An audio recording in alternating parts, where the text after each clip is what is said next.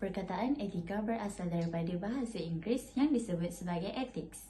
Ethics pula berasal daripada perkataan Yunani iaitu ethos yang didefinisikan sebagai sikap ataupun peribadi. Dalam Kamus Dewan Bahasa 1994, perkataan etika dalam bahasa Melayu merujuk kepada ilmu berprinsipkan akhlak ataupun moral.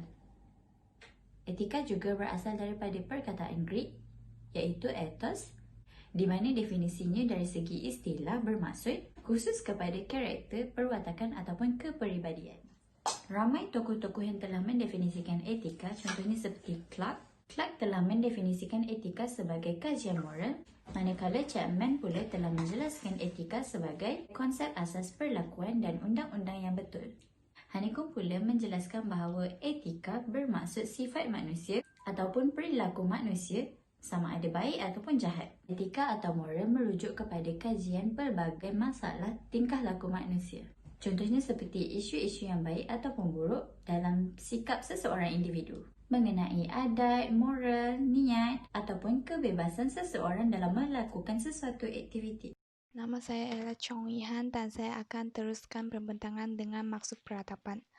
Peradaban berasal daripada istilah adab yang membawa maksud sopan santun dan bertata sila dalam perilaku dan tingkah lakunya. Hal ini kerana Kamus Dewan edisi keempat telah menyatakan bahawa peradaban berasal daripada perkataan adab yang merujuk tingkah laku serta tutur kata yang halus dan sopan, berbudi bahasa, mempunyai budi pekerti yang halus dan kesopanan.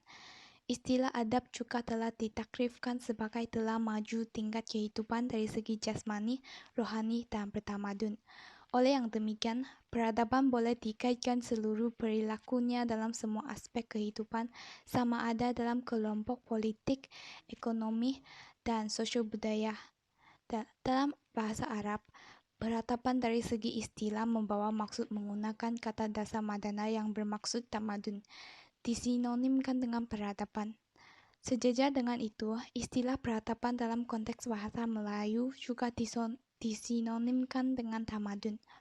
Dalam erti kata lain, peradaban didefinisikan juga sebagai tamadun yang bermaksud keadaan serta tingkat kemajuan pada kehidupan jasmani serta rohani sesuatu bangsa, masyarakat, dan sebagainya. Tamadun yang semaksud dengan peradaban juga membawa status masyarakat manusia, dibezakan oleh atau berpusat pada tahap peningkatan material yang tinggi dan penciptaan ideal sosial, teknologi, politik, dan lain-lain. Assalamualaikum warahmatullahi wabarakatuh dan salam sejahtera saya ucapkan kepada pensyarah dan rakan-rakan sekalian. Nama saya Nur Imanina binti Subor, saya berasal dari Sandakan Sabah. Pada hari ini saya akan membentangkan tentang penghayatan etika dan peradaban dalam acuan Malaysia. Saya akan mulakan dengan merintis pembentukan Malaysia pada tahun 1963. Pada tahun 16 September 1963, negara Malaysia telah dibentuk melalui penyatuan yang disebut sebagai Persekutuan Malaysia dengan menyatukan 3 buah negara Commonwealth iaitu Singapura, Borneo Utara ataupun yang disebut sekarang sebagai Sabah dan Sarawak. Persekutuan baru ini dinamakan sebagai Malaysia, iaitu sebuah negara yang berada dalam Commonwealth. Kejayaan dan pembangunan negara Malaysia ini berkait rapat dengan kestabilan politik, kawalan modal insan dan akar umbi mereka. Oleh itu, sangat tidak dinafikan bahawa kekuatan Malaysia terletak pada kemampuan untuk mewujudkan kerangka kerja dalam menguruskan komuniti berbilang budaya yang dapat dipisahkan antara keamanan dan kesejahteraan. Oleh itu, Malaysia mempunyai acuan tersendiri dalam mengatasi dilema penyatuan nasional dan integrasi nasional. Seterusnya, saya akan teruskan dengan penghayatan etika dan peradaban dalam masyarakat. Tahap penghayatan etika dan peradaban dalam sesebuah masyarakat adalah berbeza dan dipengaruhi oleh sejarah, struktur sosial dan biografi masyarakat, di mana akan dibentangkan oleh ahli kumpulan saya. Baiklah, penghayatan etika dan peradaban di Malaysia juga difahami melalui acuan Malaysia. Acuan Malaysia iaitu berdasarkan susur masa evolusi sejarahnya, iaitu prakolonial, kolonial dan pasca kolonial. Berdasarkan susur masa evolusi sejarah ini, kita boleh menganalisis tahap penghayatan masyarakat sesebuah masyarakat terhadap etika dan peradaban, di mana terdapat 3 tahap yang kita ketahui, iaitu yang pertama iaitu sifat dan kefahaman mengenai etika berciri moden yang diperkenal dan dilaksanakan semasa era kolonial Eropah. Yang kedua, konsep adat istiadat dan adat resam dalam alam Melayu yang merupakan sebahagian daripada bentuk etika telah wujud mendukung sistem nilai pemerintahan masyarakat tradisional serta peradaban. Konsep adab dan istiadat ini wujud pada era prakolonial. Kemudian gabungan kedua-dua bentuk etika tradisional dan moden yang wujud pada era kolonial Eropah dan prakolonial telah tergarap pada era pasca kolonial yang pula tersulam dalam acuan Malaysia. Oleh itu, penghayatan terhadap etika dan peradaban telah tersulam dalam acuan Malaysia. Sekian, itu sahaja daripada saya. Nama saya Nur Syafiqah binti Abdul Rahman. Saya dan Majan akan menerangkan bagaimana sejarah telah mempengaruhi peradaban di Malaysia. Di sini kita dapat lihat pengaruh peradaban bermula daripada kedatangan Islam dan peradaban Melayu Melaka. Pada abad tersebut, telah wujudnya satu organisasi pemerintahan Islam yang memberi pengaruh kepada masyarakat ketika itu. Mereka telah mengembangkan satu sistem yang dikenali sebagai Kesultanan Melayu atau lebih dikenali sebagai sistem beraja berkuasa penuh. Pada waktu itu, raja telah dibantu oleh golongan-golongan pembesar, bangsawan, seperti bendahara, temenggong dan lain-lain lagi. Maka, terlahirlah agama Islam pada ketika itu.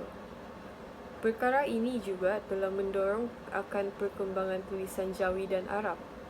Tulisan Jawi dan Arab semakin berkembang ketika itu kerana dipengaruhi oleh agama yang diamalkan rakyat pada masa itu, iaitu agama Islam. Oke, yang seterusnya adalah kedatangan Portugis dan peradaban dari Barat. Yang pertama adalah kewujudan pelbagai kaum. Hubungan antara Cina dan Tanah Melayu hanya melibatkan perdagangan 2 hal sahaja, tanpa penghijraan secara besar-besaran. Namun, setelah penjajahan berlaku, maka bermulalah episod kemajemukan masyarakat di negara ini, di mana India dan Cina dibawa masuk dan telah dijadikan sebagai warga negara. Hal ini telah berlaku sebelum tahun 1910. Kemasukan orang asing yang semakin bertambah secara tanpa had telah mewujudkan Sultan negeri-negeri Melayu bersekutu. Yang kedua adalah sistem raja berparlimen, di mana pada waktu ini sistem raja yang berkuasa penuh diganti kepada sistem raja berparlimen. Selain itu, raja juga telah diasingkan kuasa untuk menjaga hal ehwal agama Islam di negara ini dan telah diperintah oleh sistem demokrasi. Dan yang terakhir adalah bagi proses sejarah pelbagai budaya dan agama. Semasa penjajahan tersebut, wujudnya pelbagai budaya dan agama di negara ini, seperti agama Buddha, Kristen, Hindu, dan sebagainya. Semua agama ini telah kekal dan masih mempunyai ramai penganut sehingga ke hari ini. Seterusnya adalah struktur sosial. Struktur sosial terbahagi kepada 3, yaitu individu, keluarga, dan juga masyarakat. Dalam individu, ia sangat penting untuk menjaga tata cara kehidupan seorang manusia. Selain itu, ia juga mendapat faedah dari segi fizikal, ketenangan jiwa, perasaan, serta mempunyai kepribadian yang baik. Dalam individu, etika amat penting semasa mengendalikan kehidupan seorang manusia dalam menguruskan kehidupan dengan lebih baik. Individu yang beretika mendapat kebaikan fizikal, ketenangan jiwa, dan juga perasaan. Individu yang beretika juga dapat membina sasiah diri ataupun kepribadian yang baik kerana beliau memelihara dirinya dengan sifat-sifat yang terpuji. Yang kedua adalah keluarga. Dalam keluarga, ia merupakan individu atau ahli yang paling dekat. Selain itu, keluarga juga mempunyai peranan yang besar dalam mendidik ahli keluarga. Ia juga menjadi contoh utama kepada seseorang individu. Dalam keluarga, ibu bapa dan ahli keluarga merupakan orang pertama yang dikenali oleh seorang bayi setelah dia lahir. Oleh itu, keluarga memainkan peranan yang besar dalam mempengaruhi etika dalam diri seseorang. Perkara ini adalah disebabkan kanak-kanak amat cepat mempelajari dan salah satu cara mereka belajar adalah dengan cara meniru perlakuan orang sekeliling mereka. Yang ketiga adalah masyarakat. Masyarakat adalah membentuk persekitaran yang bersih. Selain itu, ia juga dapat memelihara kesejahteraan dan ketenteraman awam serta memelihara nilai-nilai murni dalam kalangan komuniti yang berterusan. Ia juga dapat meningkatkan kredibiliti dan reputasi yang baik.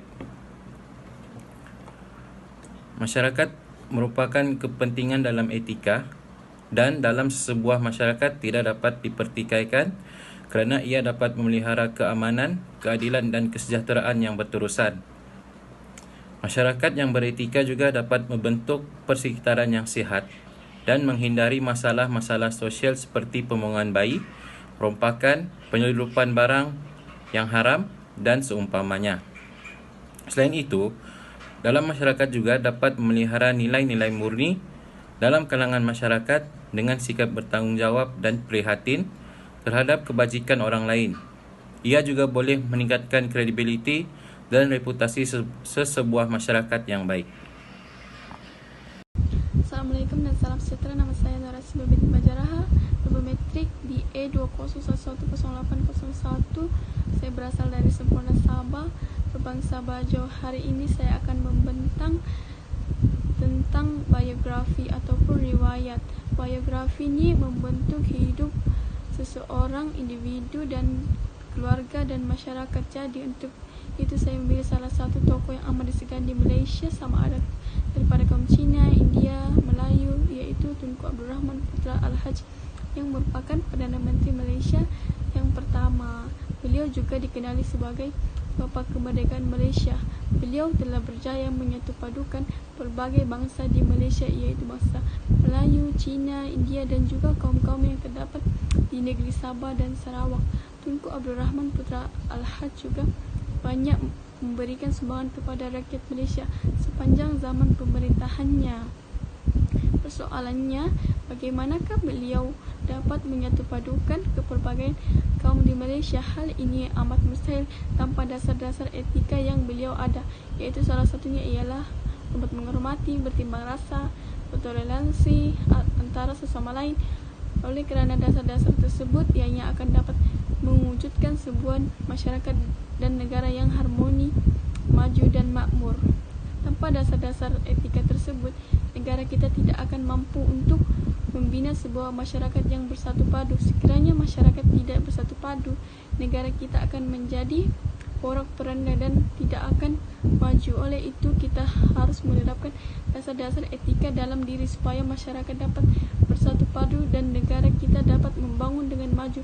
Hal ini selaras dengan wawasan 2030 yaitu kemakmuran bersama.